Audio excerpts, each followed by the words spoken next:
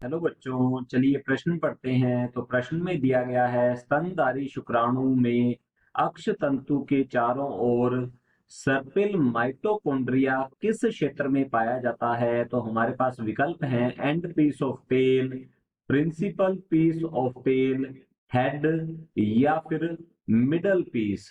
तो इस प्रश्न की मुख्य अवधारणा के बारे में हम जान लेते हैं। तो यहाँ लिखते हैं मुख्य अवधारणा। यहाँ पर हमसे शुक्राणु की संरचना से संबंधित प्रश्न किया गया है। तो इसकी मुख्य अवधारणा है शुक्राणु की संरचना, और यह स्तनधारी शुक्राणु के बारे में पूछा जा रहा है। तो यहाँ लिखेंगे स्तनधारी शुक्राणु की संरचना जो है, इससे संबंधित ये प्रश्न है। यदि हम बात करें स्तनधारी शुक्राणु की, तो यह स्तनधारियों में नर युग्मक का प्रतिनिधित्व करता है। तो यहाँ लिख सकते हैं यह स्तनधारी प्राणियों में नर युग्मक होता है। तो ये है नर युग्मक। और यदि इसकी संरचना की बात की जाए तो इसके मुख्यतः शीर्ष, इसे शीर्ष जिसे कि अंग्रेजी में हेड कहते हैं, और फिर आ जाता है इसके अंदर भाग ग्रीवा। इसे इन भागों में बांटा गया है जिसे नेक कहते हैं।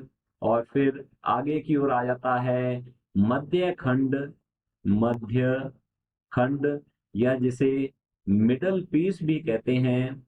मिडल पीस के नाम से इसे जाना जाता है, मिडल पीस।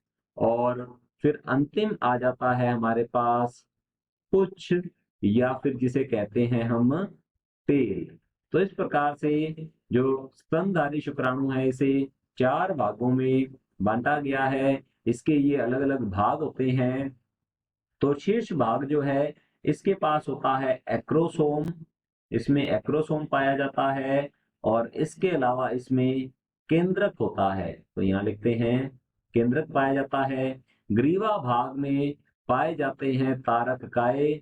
और मध्य खंड जो है, इसमें अक्षीय तंतु के चारों ओर पाया जाता है एक माइटोकॉन्ड्रिया, सर्पिल माइटोकॉन्ड्रिया होती है। तो हम यहाँ लिख सकते हैं इसमें अक्ष तंतु के, अक्ष तंतु के चारों ओर, चारों ओर सर्पिल माइटोकॉन्ड्रिया, सर्पिल माइटोकॉन्ड्रिया का जो रिबन होता है ये पाया जाता है। माइटोकॉन्ड्रिया का रिबन पाया जाता है। इस सर्पिल माइटोकॉन्ड्रिया को निबिन कर्ण के नाम से भी जाना जाता है। तो इसे निबिन कर्ण भी कहा जाता है। और यह पाया जाता है मध्य खंड में, जो कि शुक्राणु को तैरने के लिए यह ऊर्जा प्रोवाइड करता है, अर्थात ऊर्जा जो है उपलब्ध करवाता है। और पूंछ जो है इसकी गति के लिए उत्तरदायी होती है, इसे पुच्छ या टेल कहते हैं।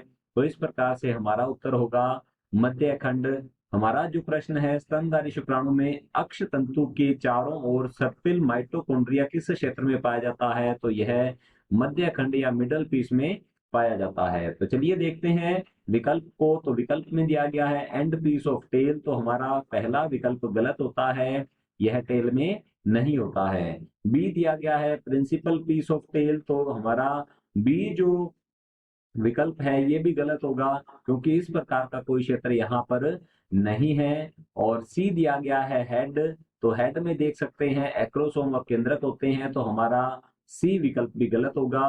डी विकल्प दिया गया है मिडल पीस। तो जैसा कि हमने यहाँ पर अभी देखा है, मिडल पीस या मध्य खंड में ही ये माइटोकॉन्ड्रिया पाई जाती है। सर्पिल माइटोकॉन्ड्रिया का रिबन जो है ये अक्ष तंतु के चारों ओर पाया जाता है। तो हमारा विकल्प डी बिल्कुल सही उत्तर है। आशा करता हूं आपको समझ में आया होगा। धन्यवाद।